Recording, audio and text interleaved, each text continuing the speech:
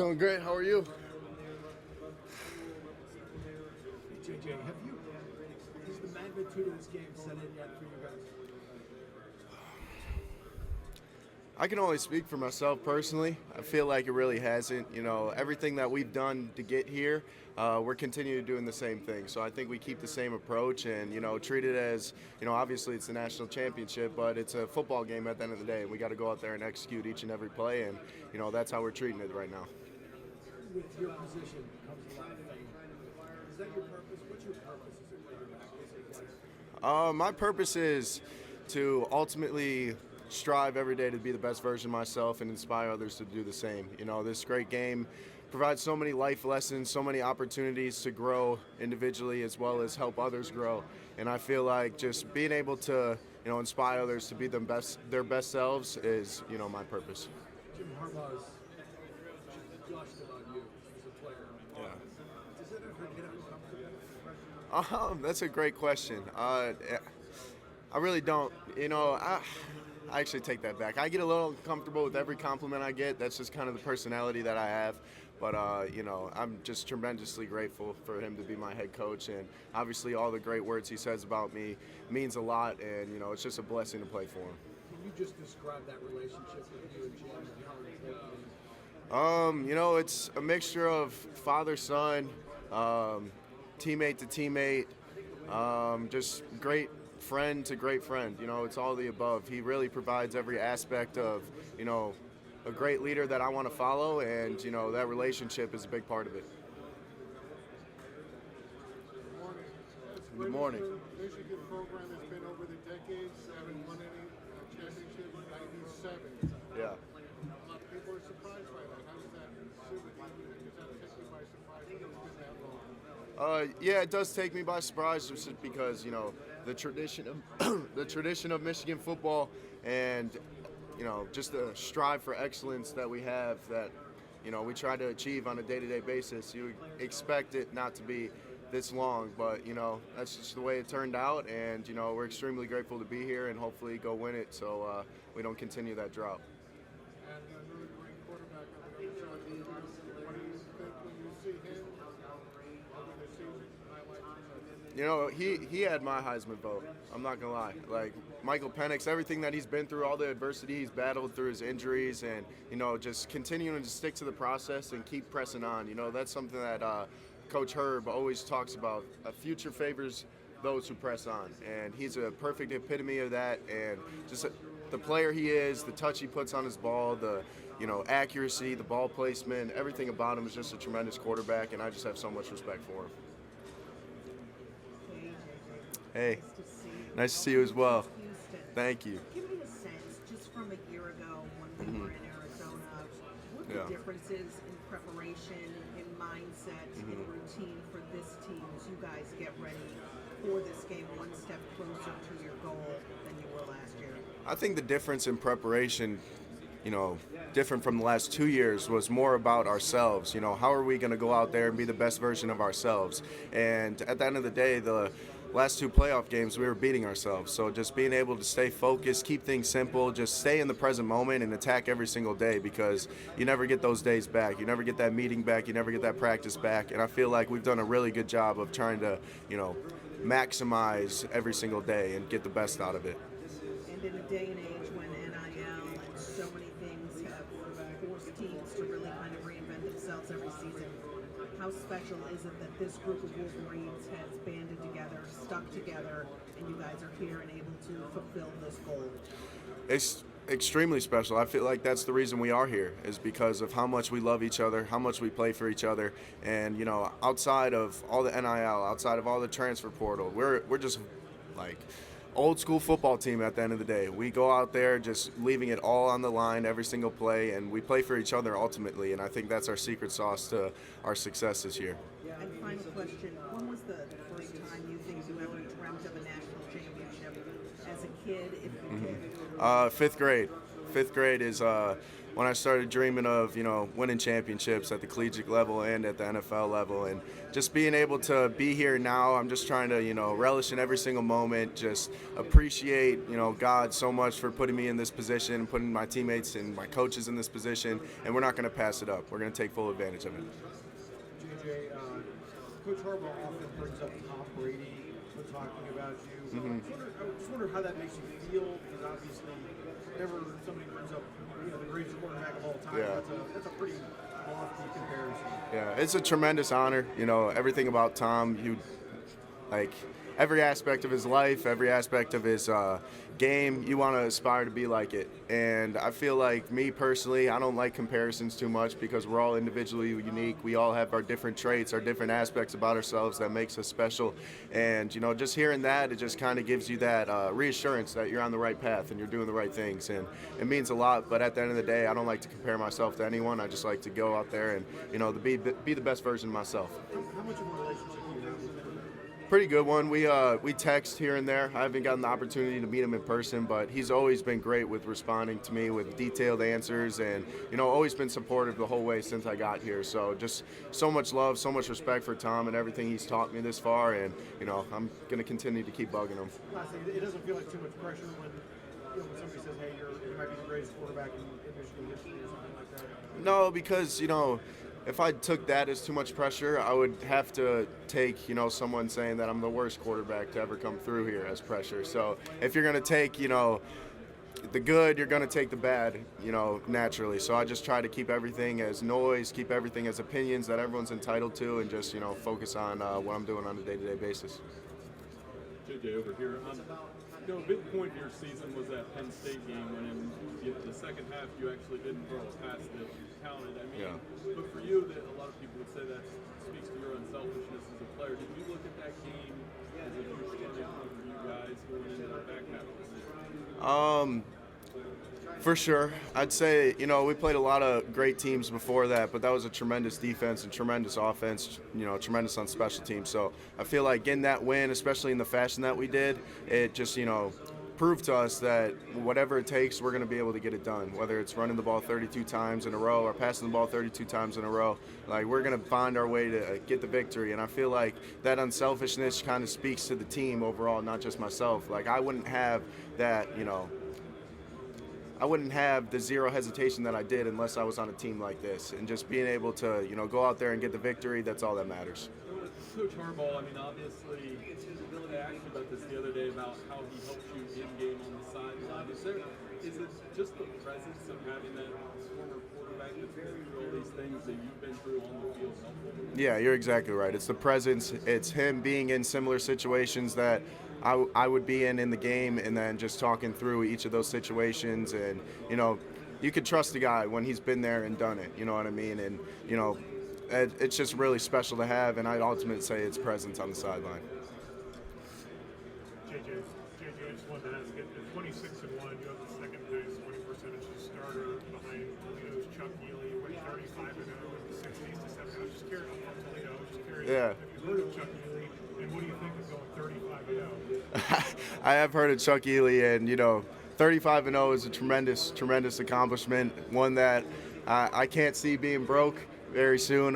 But yeah, just it all takes the team. It all takes everyone, the coaches, the strength staff, the nutrition staff, everyone that goes into that 26 win. So it's not just myself, but Chuck Yealy's a dog, that's for sure.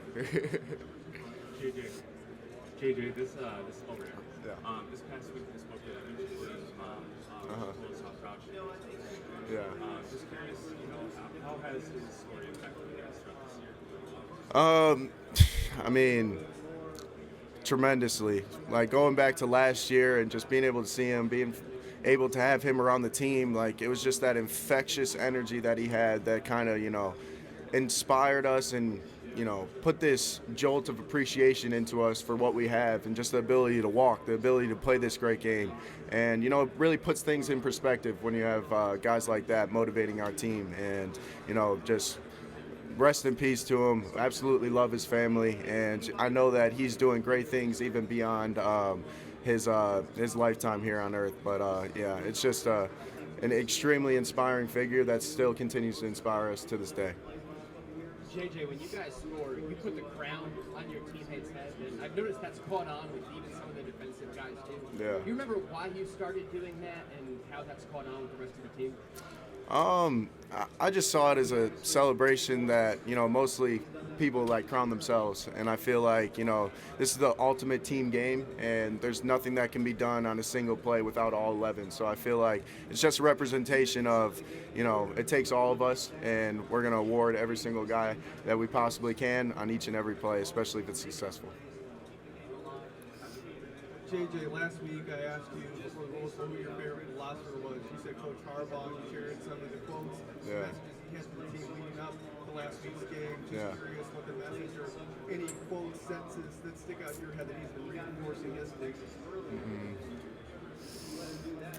Nothing this week, but he's really into, this team kind of replicating a pack of wolves. And he's got this little board that he created where it's like the wolves going into the fight, the wolves in the fight, the wolves celebrating, the hunt and their food, and then the wolves walking away. And just, he's going to find any little creative way to kind of relate the outside world to football, and he does it in a beautiful way and actually a very wise way. And, I just say his message is we're a pack of wolves, and we're going to eat our last meal. Hi, JJ. Hey, Molly. Good to see you as well. After last year's semifinal loss, you said we'll be back. Yeah. I promise that. How did the heartbreaks in years past lead your team up to this point now where you're finally able to get to the national championship? You said it right there. Just everything that we went through, it forged us. It motivated us in the offseason to be better, to do that extra rep, to do more. And I feel like it's ultimately the pain and, failure that pushes you over the hump and pushes you to limits you've never been. So, extremely grateful for those, those failures and everything it did for us. And, we're here now, so obviously it worked. How did those failures change you and make you ready for this moment?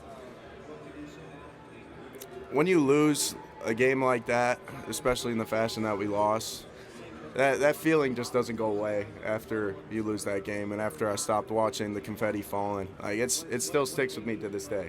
So just being able to use that as an anchor every time that I'm feeling sore, every time that I'm feeling tired, it ultimately is one of the best things that ever happened to me. So I'm extremely grateful for it. And yeah, it just changed my ultimate mindset and changed my drive ultimately. And what about Washington's defense? What have you seen from the Huskies? What do you think the biggest challenges will be in this matchup? I think the biggest challenge is going to be, receivers getting open.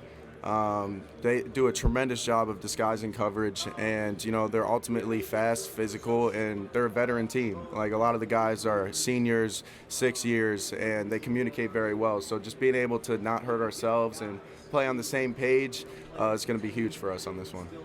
Great seeing you. Hey, JJ. With all the pressure on this game, with the amount of preparation you guys have spent the last month on really just 2 games, how have you guys been able to prioritize your mental health, the team's mental health, just being able to be strong mentally as well as physically for these games? I think Coach Harbaugh does a tremendous job of, making sure that we're having fun when we're working. And, that does a lot for our mental health. Obviously a lot of the guys do things on the side to just, do it for individual sake, but I feel like Coach Harbaugh just made this schedule very easy for us. It's not overbearing. We're still getting the work done, but he just made it very effortless, and guys are having so much fun. We're having the time of our life, and we're just enjoying every single moment.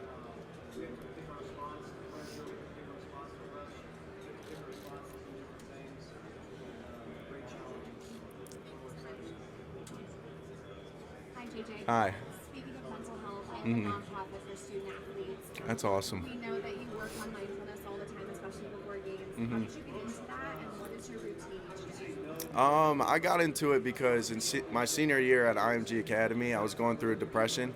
I was in a deep rest for myself. I was always studying all these athletes, studying their mindsets, trying to adopt them in every way to be to forge the ultimate mindset as a competitor. And I just kept stemming further and further away from myself and my true nature.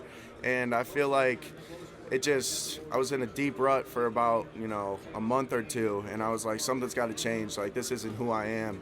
And I started looking up different practices to help improve mental health. And meditation was the first one that kept popping up, and I just gave it a try, and then the rest was history. I mean, it's a beautiful practice. It's really hard at first, but I recommend that people continue to press on with it, continue to stay disciplined with it, because the effects are just absolutely tremendous. Thank you so much. Of course. Thank you for everything you do. Yeah. Okay. Right now?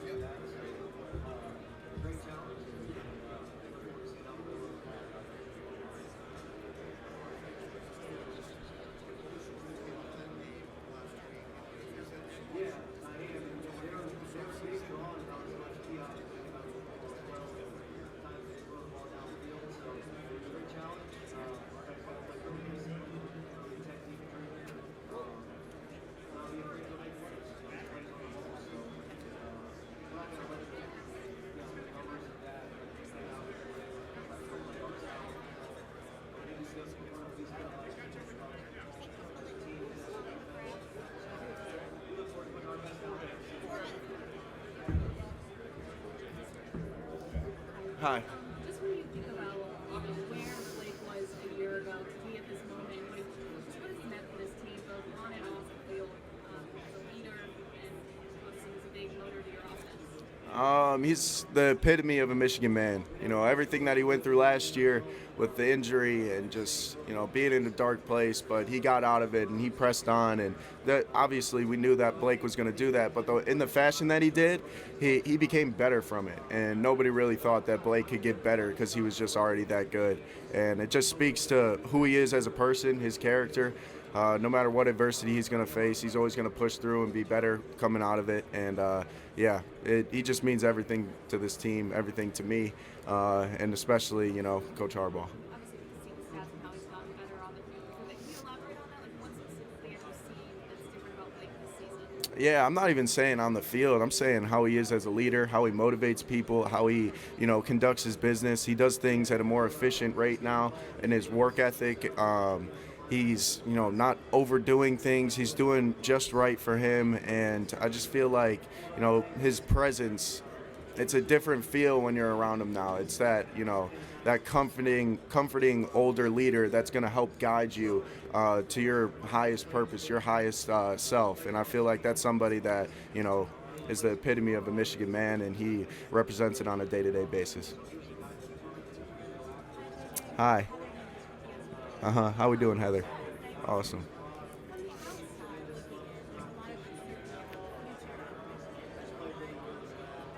Yeah.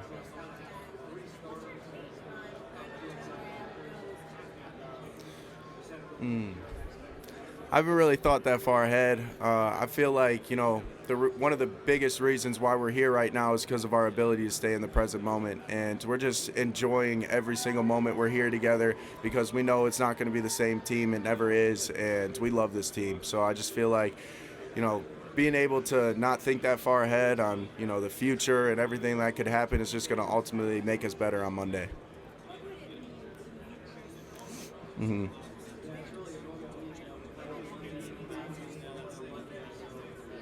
Yeah. Mm-hmm. Yeah. It would mean everything, just because, you know, it means everything to win the national championship as is, but with all the adversity that we've overcame and everything that we've been through the last 2 years, and just the drought that the Michigan fan base has been going through over the last 26 years, just being able to do it for them as well as us, it would mean the world, really would, of course.